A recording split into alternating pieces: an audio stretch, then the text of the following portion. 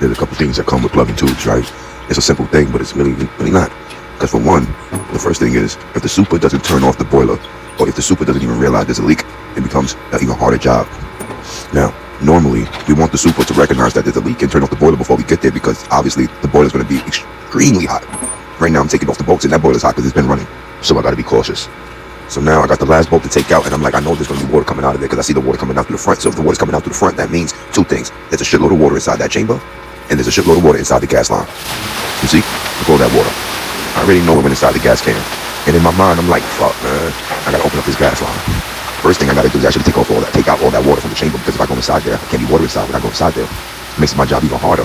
But then still, being inside all that hot water, and look at it, it's dirty too. So you know them tubes are dirty. I want to tell y'all, as I'm letting the boiler drain right now, I'm actually preparing the plug to be plugged inside that tube. We don't like wasting time with nothing. But at the same time, I'm also looking for like a tube to try to take out the remaining water, something I could just leave there, you know?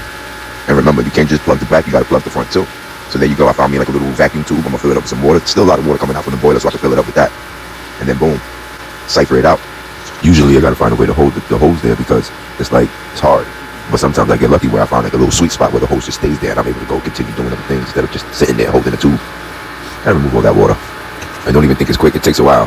That's why you want to keep it there. And while it's draining, I can, do other things like open up the front. There you go, see, look.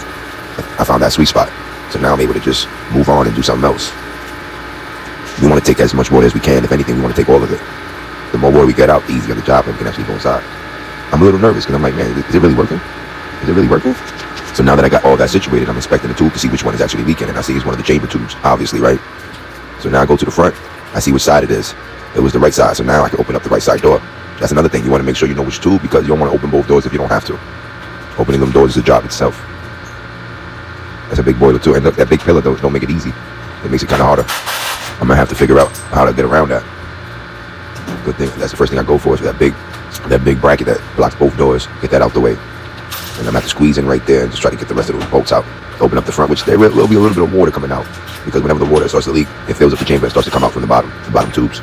Sometimes when I see there's not all the studs have dogs on it. That's what they call dogs. When I see there's dogs missing, I'm kind of happy, because it's like I don't gotta open up all of them. Somebody gotta replace them. I don't carry dogs usually. I should start carrying dogs and replacing them, right? They're good for securing the door and stuff like that. I think it's made to make the door break away.